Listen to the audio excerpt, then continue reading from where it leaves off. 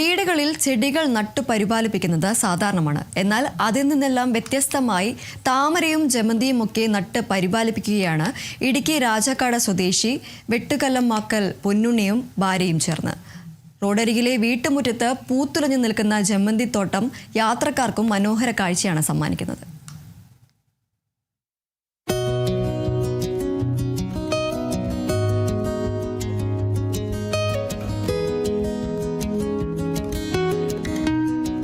തിരക്കിട്ട ജീവിതത്തിന്റെ ഓട്ടത്തിനിടയിലും പൊന്നുണ്ണിയും ഭാര്യയും പൂക്കളും ചെടികളും പരിപാലിക്കാൻ സമയം കണ്ടെത്തും.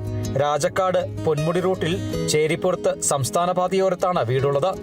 ഇരുനില വീടിന് മുന്നിൽ മതിൽ കെട്ടിമറയ്ക്കാതെ മനോഹരമായ ജമന്തിത്തോട്ടമാണ് ഒരുക്കിയിരിക്കുന്നത്. ഇപ്പോൾ ഈ പൂത്തുനിൽക്കുന്ന ജമന്തിത്തോട്ടം ആരെയും ആകർഷിക്കുന്ന മനോഹര കാഴ്ചയാണ്. നഴ്സറിയിൽ നിന്ന് വിലയ്ക്ക് വാങ്ങിയ ഹൈബ്രിഡ് തൈകളാണ് നട്ടുപരിപാലിച്ചത്. ചെടികളുടെ പരിപാലനം ഏറെ മാനസിക സന്തോഷം പകർന്നു നൽകുന്നുണ്ടെന്നാണ് ഇദ്ദേഹം പറയുന്നത്. പൂക്കളോടുള്ള അമിതമായ സ്നേഹം കൊണ്ടാണ് എല്ലാ വർഷവും ഞങ്ങൾ ഇതേമാതിരി 2-3 പ്രാവശ്യമായിട്ട് പൂ നട്ട് പരിപാലിക്കുന്നത്. ഈ വരുന്ന പൂ വിൽപ്പനയ്ക്കുള്ളതല്ല, ക്ഷേത്രാവശ്യങ്ങൾക്കായിട്ട് കള്ളിമല അമ്പലത്തിലും രായക്കാട് അമ്പലത്തിലും മാനച്ചാൽ അമ്പലത്തിലും കൊടുക്കുകയാണ് ചെയ്തുകൊണ്ടിരിക്കുന്നത്. വിത്തുകളുടെയും നടുപറ്റത്തൊരു നഴ്സറിയുണ്ട്, നഴ്സറിയിൽ നിന്ന് മേടിക്കുന്നതാണ്. അതിൻ്റെ വിത്തുകൾ മുളയ്ക്കുകയല്ല, തൈ തന്നെ മേടിച്ചു വെക്കണം.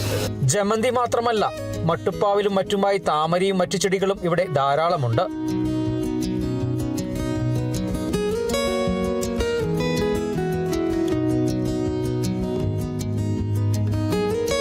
വിടരുന്ന പൂക്കൾ പുറത്തു വിൽക്കാറില്ല. പകരം വിളവെടുത്ത് സമീപത്തെ ക്ഷേത്രങ്ങളിലെത്തിച്ചു നൽകും.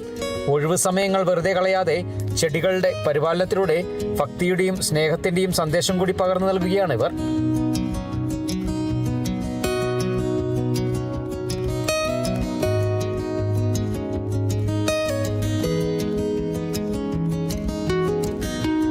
Bineesh Antony, Kerala vision news, Idukki.